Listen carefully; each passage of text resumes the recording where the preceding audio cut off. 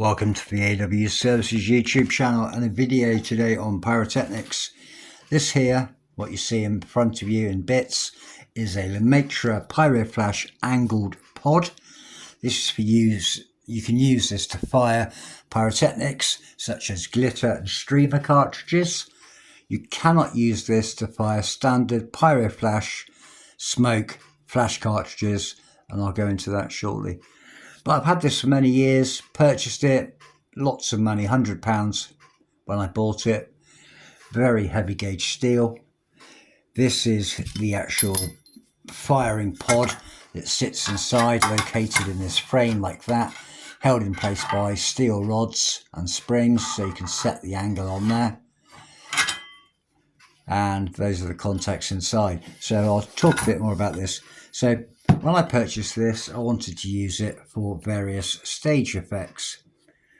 I quickly learnt by trial and error that you cannot fire standard pyroflash cartridges in that. And I was quite disappointed, so it never got used. It's been sat in a cupboard ever since, screwed to a piece of wood. And you can buy the normal floor mounted pods. There's the boxes that are about the same colour as that, but they're shaped inwards. Very nice design, again very expensive.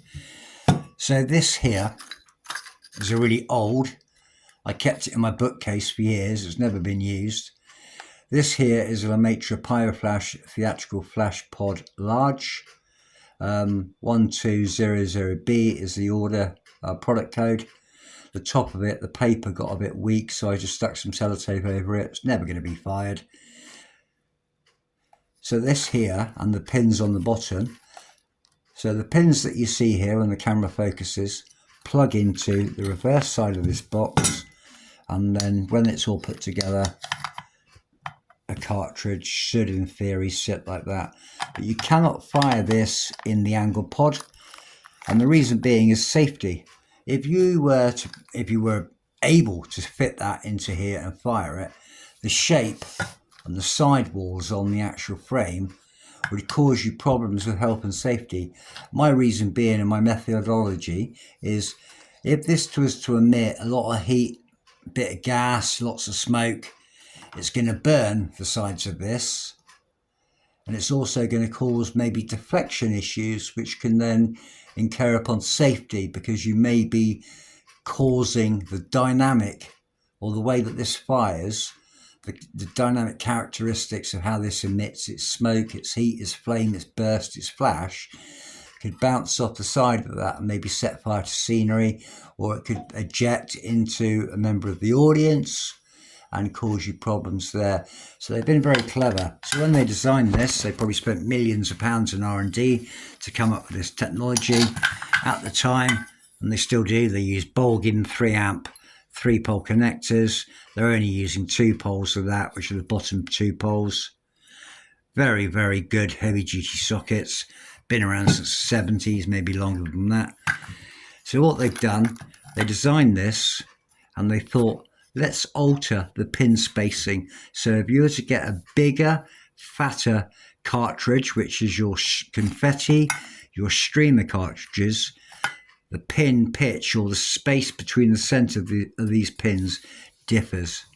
So this is a standard pyroflash pod. That there is, I think from memory, 19 millimeters from center to center.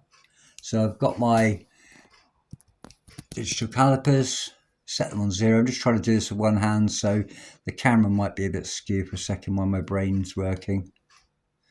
So we're measuring these pins, and these pins center to center, 19 millimeters. Then you've got the standard cartridges for the confetti and streamers, which are 16 millimeters. So this here is a 16 millimeter center firing pin pitch. The standard cartridges for the flashes and the smokes are 19. So you cannot physically get this to fit in here. And if you bought one on eBay thinking, oh, that's cheap, that and that don't go together. They don't work, and that's the reason why. So these pins, I thought, right, let me have a look in my cupboard to get a measurement. So I measured it with the caliper. I found a set of cheap drill bits and measured these, and they actually are bang on the money in diameter. So these pins are 3.20 millimeters, so 3.20 millimeters wide in diameter, which is this drill bit here. And if I reverse the box upside down, and this is the reverse, so a 3.2 millimeter drill bit, which is clean, it's no burrs, no nicks on there, and that is a really nice friction fit in that pin socket. So these pins, I'm about to work out that. I'm going to do a Google search. They're not tapered, they're a straight pin, they are a soldered PCB pin, and they've got a slight shape in the bottom there, so they're not heat staked, they're just kind of solder tabs. So I'm going to try to find out what make these pins are, because I can make my own pyroflash pods a lot cheaper using aluminium enclosure boxes, which I can buy readily available on the internet, and I can save a lot of money. And again, I'm adding something extra to the internet and the world archive of pyrotechnics. I know Big Clive many years ago did a video and posted it on his website about using phono connectors, but most RCA phono connectors have a bigger diameter and they're a bit sloppy and wobbly. So if I can get a bag of 100 of these, then it's kind of, let's get building. But I'm going to look on the internet and see what these pins are, find out who made them. They could be Amphenol, they could be Molex, there's lots of brands. There could be Hellman Titan, but I'll work that out and I'll find that out in my own time. But they're not tapered, they've just got a slit relief in there to add more friction, so they're not completely tight and they're going to bind up. Standard piece of circuit board, which they just etched it and left 2 lines on there. Very crude and dirty, but it works. It's heavy duty and it would last 30-40 years. So that's the reason why you cannot fire standard flash pods in an angle adapter. These here are 19mm, that there is 16mm. Safety, very clever marketing ploy as well, but you cannot use it. Bit of a disappointment for a lot of people that might buy these thinking, oh, I can plug that into there, but that won't work. So that's the reason. Very heavy duty gauge steel, lovely kind of, it's not powder coating, it's proper old school enamel, and it lasts very well. So the way that this is put together, you've got 2 guide pins, they sit through the holes in the enclosure like so. One goes in there, the other one goes in there. You've got 2 springs to maintain tension pulling these together. That sits in the frame. You've then got circlips to hold the pins in. You've got lovely little machined ABS plastic or nylon spacers. The black spacers with the taper and the kind of conical bevel countersink are the ones that go onto the firing pins, and then the white standoff pins or the posts are used to create the space and the depth and the way that the pins sit in the body enclosure.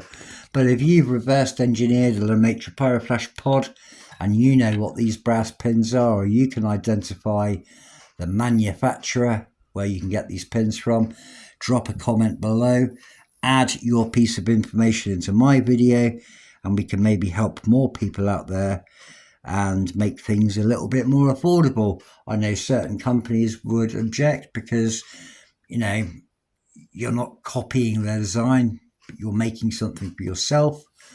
You know, backyard fireworks and pyrotechnics in this country and the industry has changed drastically due to health and safety and legislation on pyrotechnics. You know, you've got T1, T2 characteristics, you've got F4 fireworks.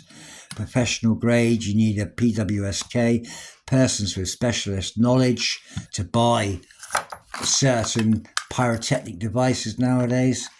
But persons with specialist knowledge, all you're doing is you're paying a private company 350 quid to go and stand in the field for 2 days, lighting fuses, burning fireworks, sitting in a classroom learning about health and safety and angle trajectories, or to fire fireworks. But persons with specialist knowledge, as my opinion is, someone that's been doing this for 25, 30 years like I have, got a lot of knowledge on pyrotechnics, more so electrical firing systems, since the day that they evolved, because I've built a lot of my own.